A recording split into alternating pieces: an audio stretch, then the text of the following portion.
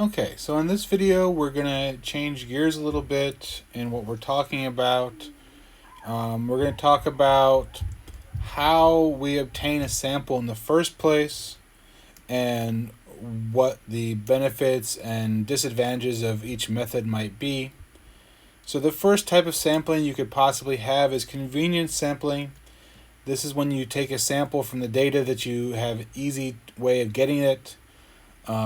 The example I used to always use was if you're trying to figure out people's opinions on movie theaters, you could go stand outside the AMC Fullerton and ask people as they come out. That would be a convenience sample. You aren't really getting a true random sampling of the whole population of Fullerton or even of the country, but you are getting a sample of people that are easy to access. They're right there. That won't really work right now with all the movie theaters closed, but regardless, the sample data that we're using in our class is pretty much a convenience sample because it's our students, it's our class data that I have access to, so it's a convenience sample. It's what was easy to get. The problem with convenience samples is the data you usually get is going to be somewhat biased. So, for example, if we take my class's data and I'm the worst teacher in the world, well, then my results are going to be biased. They're going to be worse than if I had picked a truly random sample of all students. Or, on the other hand, maybe I'm a perfectly average teacher and I would get normal results. So you don't really know, but usually you expect things to be biased side of things, which is why convenience sampling is not good from a mathematical point of view. However, it's pretty popular because it's the cheapest way to do a sample. The better way to do a sample is to do an actual random sample. And there's kind of a couple of different steps to that. You first create a sampling frame. So a sampling frame would be all the people that you are possibly interested in sampling. So, for example, in the investigation we're doing right now, the sampling frame might be all students taking Math 120 this semester. And then once we have our sampling frame, a list of all those people, we would randomly pick a group from that, and that's how we get a random sample. Now, if we want to do a true random sample, usually we're going to use a computer, some sort of random number generator, to pick the people. We don't want humans doing it because humans are not very good at picking things randomly. The absolute best sampling method you can do is something called a simple random sample.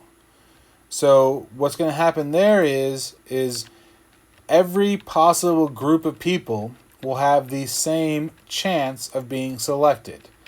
This is what we want to have happen. This is the best way to do sampling. The problem is it's very, very difficult to do, and so most real-world samples are not going to be this because it's just very difficult to manage. Okay, but the idea is that every group of the same size would be the same likelihood of being selected.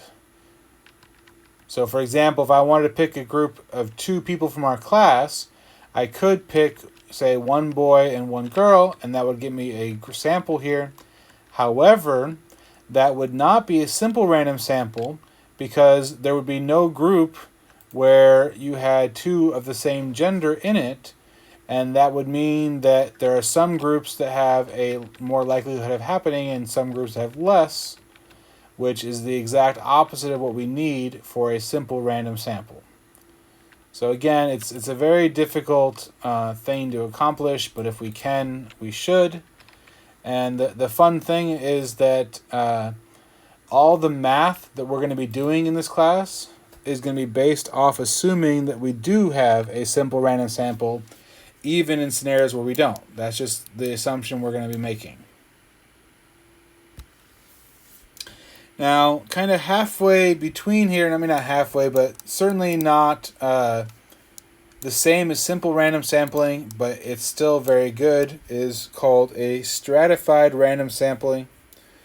And that's where you break up your population into a bunch of large groups and then you randomly pick people from each of those groups. For example, when they want to do a survey on who people are going to vote for the presidential election, they might break up the groups into different states, say people from California, people from Ohio, and so on. And then what they're going to do is they're going to pick a random group of Californians, a random group of Ohioans, and so on.